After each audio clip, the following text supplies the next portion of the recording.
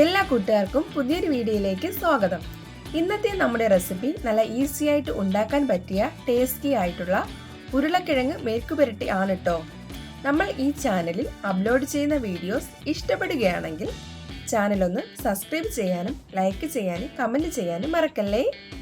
അപ്പം നമുക്ക് വീഡിയോയിലേക്ക് പോകാം. ഈ ഒരു മെഴുക്കുപുരട്ടി ഉണ്ടാക്കാനായിട്ട് ഞാനിവിടെ 3 മീഡിയം സൈസിലെ ഉരുളക്കിഴങ്ങ് തൊലിയൊക്കെ കളഞ്ഞ് ഇതുപോലെ കഷ്ണങ്ങളാക്കി മുറിച്ച് വെള്ളത്തിലിട്ട് വെച്ചിട്ടുണ്ട്. ഈ ഒരു വലുപ്പത്തിലാണ് ഞാനിവിടെ കട്ട് ചെയ്ത് എടുത്തിട്ടുള്ളത്. കൂടെ തന്നെ 5 കുഞ്ഞുള്ളി നീളത്തിൽ കട്ട് ചെയ്ത് വെച്ചിട്ടുണ്ട്. ഇനി നമുക്ക് ഒരു പാൻ അടുപ്പത്ത് വെച്ചിട്ട് അതിലേക്ക് വെളിച്ചെണ്ണ ചേർത്ത് കൊടുക്കാം. ഞാനിവിടെ 1.5 ടേബിൾ സ്പൂൺ വെളിച്ചെണ്ണയാണ് ചേർത്ത് കൊടുക്കുന്നത്. ഇനി വെളിച്ചെണ്ണ നല്ലതുപോലെ ചൂടായി വരുമ്പോൾ 1/2 സ്പൂൺ കടുക് ചേർത്ത് കൊടുക്കാം. കടുകെല്ലാം പൊട്ടി വന്ന ശേഷം 5 കുഞ്ഞുള്ളി നീളത്തിൽ കട്ട് ചെയ്തത് ചേർത്ത് കൊടുക്കാം.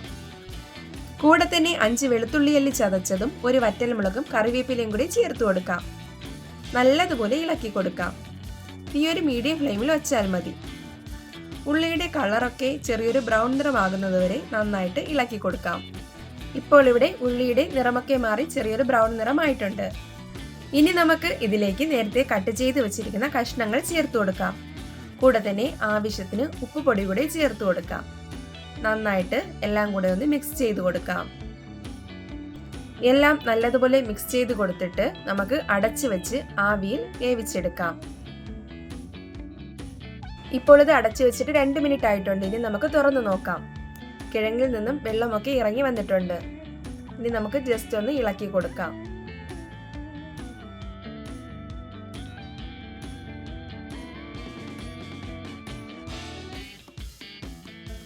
വീണ്ടും അടച്ചു വെച്ച് വേവിച്ചെടുക്കാം. വെള്ളമൊക്കെ നല്ലതായിട്ട് വറ്റി വരുന്നത് വരെ വെയിറ്റ് ചെയ്യാം. കിഴങ്ങ് മൂടി വെച്ച് വേവിക്കുമ്പോൾ ലോ ഫ്ലെയിമിൽ വയ്ക്കാൻ പ്രത്യേകം ശ്രദ്ധിക്കണം. എങ്കിലേ ആവി കൊണ്ട് വേഗത്തുള്ളൂ.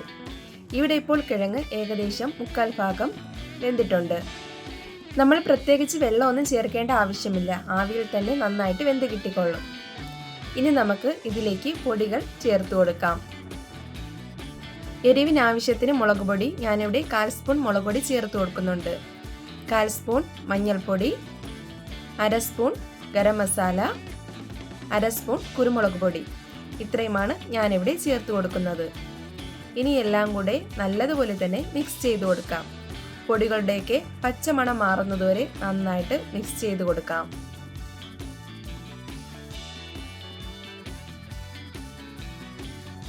ഇപ്പോൾ ഉരുളക്കിഴങ്ങൊക്കെ അത്യാവശ്യം നല്ലതുപോലെ വെന്ത് വന്നിട്ടുണ്ട്. ഇതിൽ നമ്മൾ നേരത്തെ കണ്ട വെള്ളമൊക്കെ വറ്റി നല്ലതുപോലെ ഡ്രൈ ആയി വന്നിട്ടുണ്ട്. ഒരുപാടങ്ങ് വെന്തങ്ങ് കുഴഞ്ഞു പോകേണ്ട ആവശ്യമില്ല. നമുക്കിനി ഇത് നല്ലതുപോലെ ഡ്രൈ ആക്കി മൊരിയിച്ചെടുക്കാം. നല്ലതുപോലെ ഇളക്കി കൊടുക്കാം. ഈ സമയത്ത് നമുക്ക് ഉപ്പ് നോക്കിയിട്ട് ആവശ്യമെങ്കിൽ ചേർത്ത് കൊടുക്കാവുന്നതാണ്. ഇവിടെ ഇപ്പോൾ ഉരുളക്കിഴങ്ങ് നല്ലതുപോലെ മൊരിഞ്ഞു കിട്ടിയിട്ടുണ്ട്. തീരെ അങ്ങ് വെന്ത് ഉടഞ്ഞു പോകേണ്ട ആവശ്യമില്ല.